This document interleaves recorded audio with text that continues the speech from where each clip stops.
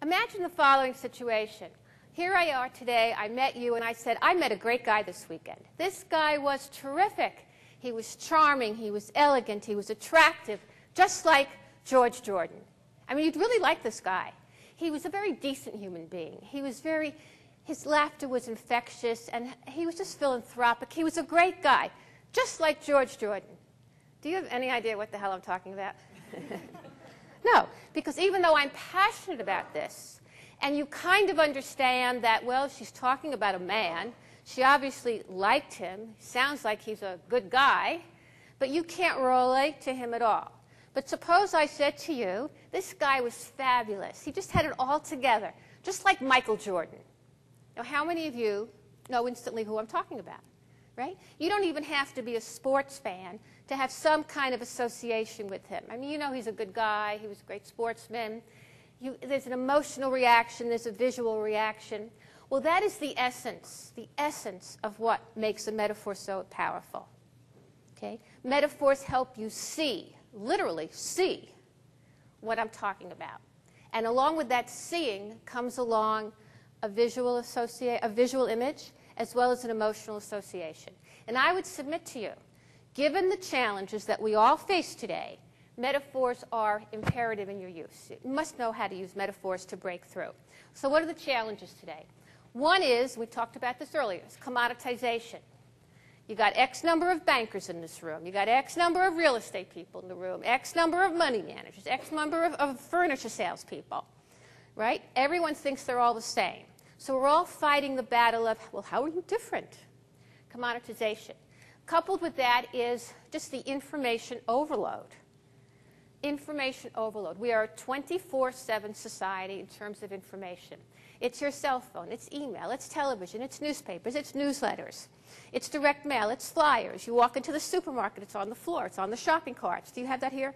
Advertising every place. If you fly, it's on the tray tables that come down. And I live in New York, and in the subways now, on the metal columns to hold up the subway, they have advertising on that. So it's just ubiquitous.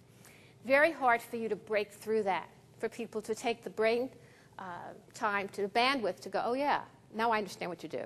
Yeah, I'll listen to you. So you have just the information overload. And have you ever noticed how everybody does the same thing?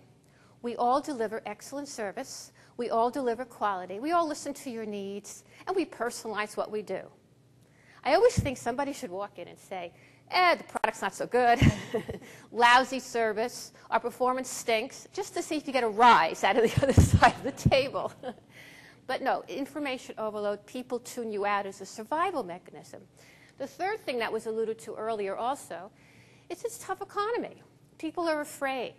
They're afraid to make a mistake. They're afraid to do anything. So you're fighting inertia. The natural position to take is inertia when it comes to changing things. So you have these three factors in the environment that work against people really hearing, getting excited about, and acting on what you're saying. So what's the solution? Well, you know where I'm coming from, and that's metaphors. Metaphors is a language of common understanding. If I want you to understand something, okay, I have to get into your head, not my head. Because when I talked about George Jordan, how wonderful he was, I was painting a picture in my head. I saw him. It wasn't in your head. The minute I said, Michael Jordan, you got it. The picture was in your head. Now, coming up with these things is not difficult. I will submit to you that you talk in metaphors and analogies all the time. When you say it's hot as hell, cold as ice, that's a train wreck waiting to happen. Oh, God, we're toast. It's apples and oranges. You're talking figuratively anyway.